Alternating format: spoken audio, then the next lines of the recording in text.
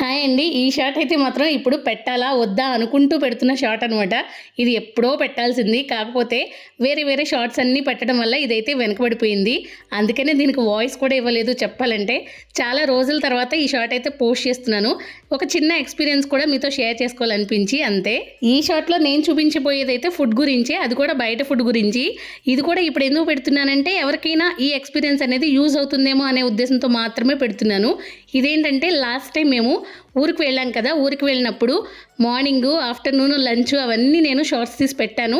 అది చాలామందే చూశారు. అయితే నైట్ టైం మేము ఏం తిన్నాం అనేది అప్పుడైతే పోస్ట్ చేయలేదు, ఎందుకంటే కొన్ని కారణాల వల్ల కుదరలేదు. ఇది ఎక్కడంటే మనకి విజయవాడ దాటిపోయిన తర్వాత ఏలూరుకి ఇంకొంచెం దూరం ఉంది, ఒక 20 కిలోమీటర్స్ అలా ఉంటుంది అన్నప్పుడు మనకి టోల్గేట్ అయితే వస్తుంది.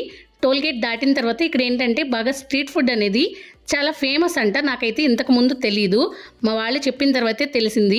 ఇక్కడైతే మాత్రం చాలా రకాల స్ట్రీట్ ఫుడ్ అయితే ఉంది. బయట మొబైల్ క్యాంటీన్స్తో పాటు చాలా రకాల హోటల్స్ కూడా ఉన్నాయి.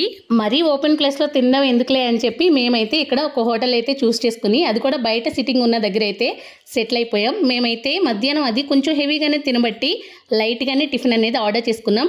టీ కోసమే స్పెషల్గా ఆగామని చెప్పాలి, ఫుడ్ గురించి కూడా కాదులే. కానీ కాకపోతే ఇక్కడికి వచ్చాం కదా, లైట్గా టేస్ట్ చేద్దాము, చూడ్డానికి బాగుందని చెప్పి ట్రై చేసాం.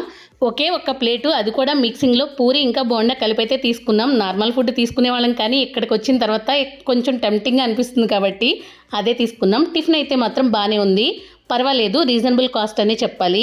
మన సైడ్ వాళ్ళు ఎవరైనా సరే ఇటు వెళ్తున్నప్పుడు ఇక్కడ ఫుడ్ ట్రై చేశారా? ఒకవేళ ట్రై చేస్తే మీ ఎక్స్పీరియన్స్ ఎలా అనిపించింది అనేది నాతో కామెంట్ సెక్షన్లో అయితే షేర్ చేసుకోండి.